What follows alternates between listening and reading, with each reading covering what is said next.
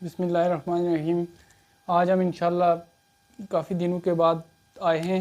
So welcome to the my channel because I was suffering from dengue, now I am recovering from dengue and we are going to start neuroanatomy and today our lecture is about overview of the frontal lobe. We are only emphasizing on the frontal lobe. आज हम सिर्फ frontal lobe anatomy का overview पढ़ेंगे और आपको frontal lobe anatomy के हर area का detail, जो ये 4-5 एरियाज हैं, इनकी न्यूरोएनाटमी और फिजियोलॉजी का एक एक अलग लेक्चर होगा। आज सिर्फ हमने ओवरव्यू देखना है फ्रंटल लोब का।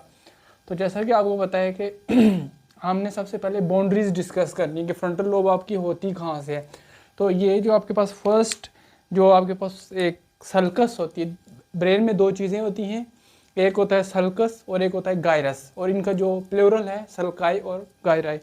अब ये आपके पास सेंट्रल सल्कस है और जिसको हम कहते हैं सेंट्रल सल्कस, और ये जो टेम्पोरल लोब की एक बाउंड्री आती है जिसको हम कहते हैं लेटरल सल्कस, या जिसको हम सिल्वियन फिशर भी कहते हैं। ये दो आपको सेपरेट करती हैं टेम्पोरल लोब को, पैराइटल लोब को और फ्रंटल लोब को। तो बेसिकली आज जो हमारा टॉपिक है पढ़ने का वो है आपके पास फ्रंटल लोब, जो कि बहुत ही इंपॉर्टेंट लोब है। इसमें सबसे पहला एरिया जिसको मैंने रेड मार्कर से मार्क किया हुआ है, इसको हम कहते हैं प्राइमरी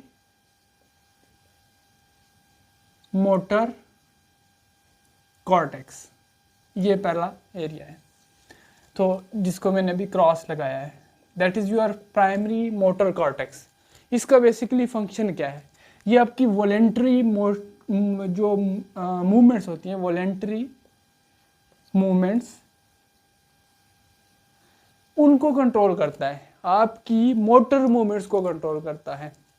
तो primary motor cortex is basically related to voluntary movement and there is another and that is called primary motor cortex.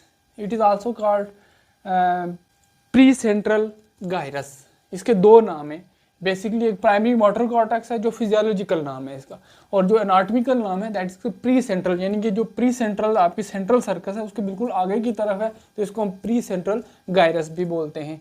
इसका एक ही फंक्शन है, दैट इज वॉलेंट्री मूवमेंट। अब नेक्स्ट हमारे पास आ जाता है जो एरिया नंबर 2 है, दैट इज कॉल्ड,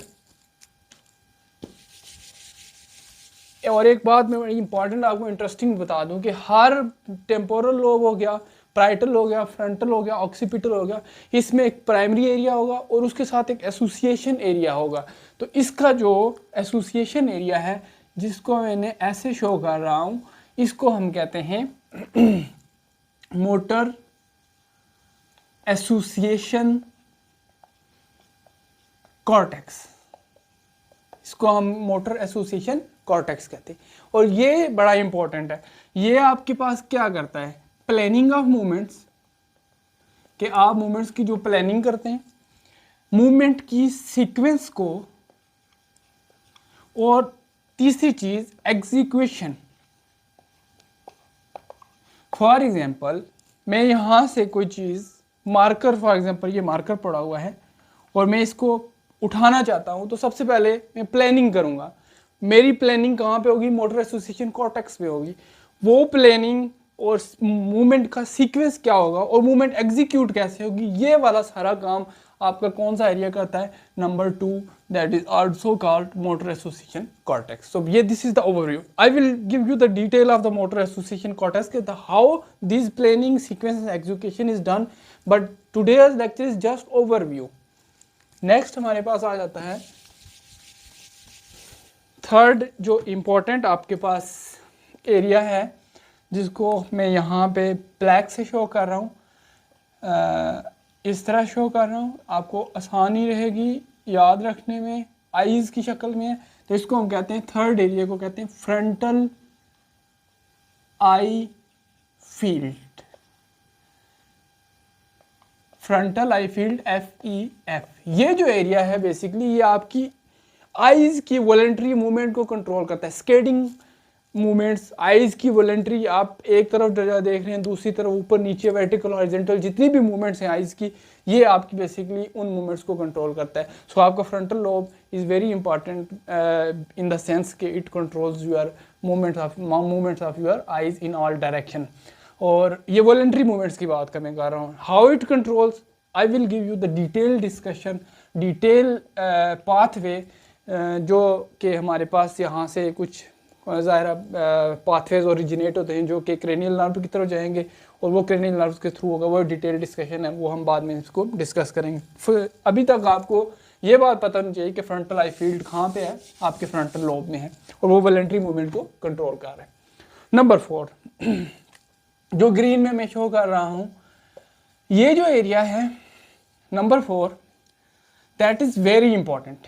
ये है आपके पास prefrontal cortex and prefrontal cortex, ये एरिया आपका वेरी डेवलप्ड एरिया है और ये आपकी बहुत सारी चीज़ों को कंट्रोल करता है। नंबर 1 मेमोरी, आपकी मेमोरी को कंट्रोल करता है। How it controls your memory, because it has connection with bezel ganglia, कि ये बेजल गैंग्लिया के साथ इसका कनेक्शन है जिसकी वजह से आपकी मेमोरी कंट्रोल होती है। दूसरी बात इंपॉर्टेंट है, ये आपकी पर्सनैलिटी को कंट्रोल करता है। आपका पर्सनैलिटी, आपका बिहेवियर, ये चीज़ें कंट्रोल होती हैं आपके पास प्री फ्रंटल एरिया में। और तीसरी इंपॉर्टेंट चीज़ आपकी थिंकिंग, आपकी थिंकिंग होती है, आपकी जो सोच है, आपका जो बिहेवियर है, आपका जो पर्सनैलिटी है, वो सारा आपके पास कहाँ पे कंट्रोल होता है? Number 4, that is pre frontal cortex.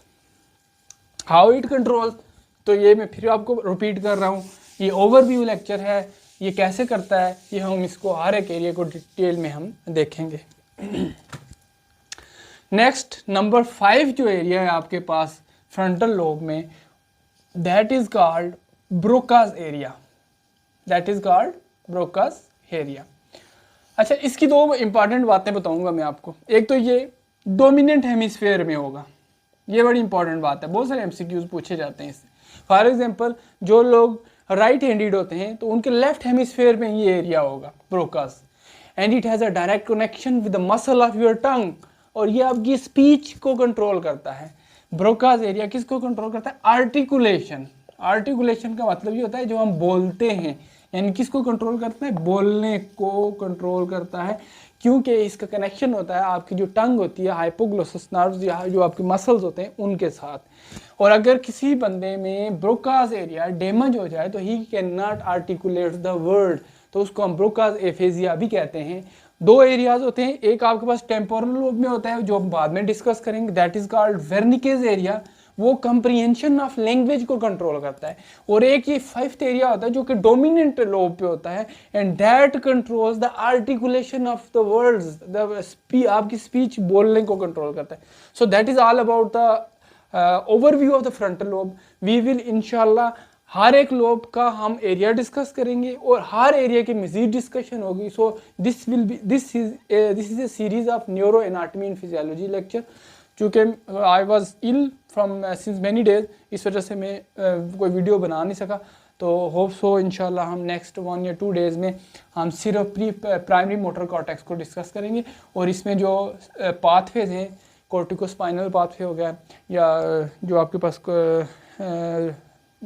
कॉर्टिकोबल्बर pathway हो गया, इनको हम सेपरेटली डिस्कस करेंगे। नंबर 1 एरिया को भी, नंबर 2 को भी, number 3 and number 4 and number 5। So this is all about overview of the frontal anatomy. Hope कि आपको ओवरव्यू समझ आ गया होगा। एंड मज़ीद डिटेल के लिए हाँ आपने मेरी आगे इस लेक्चर्स की सीरीज़ को देखना है ताकि हम एग्जैक्टली पाथवेज को भी डिस्कस कर सकें और ये कैसे काम करती है, हर एक फ्रंटल लोब का पार्ट कैसे काम करता है, किसके साथ कैसे इंटरेक्ट करता है, ये देखने के लिए आपने मेरी कोई वीडियो मिस नहीं करनी। So thank you very much.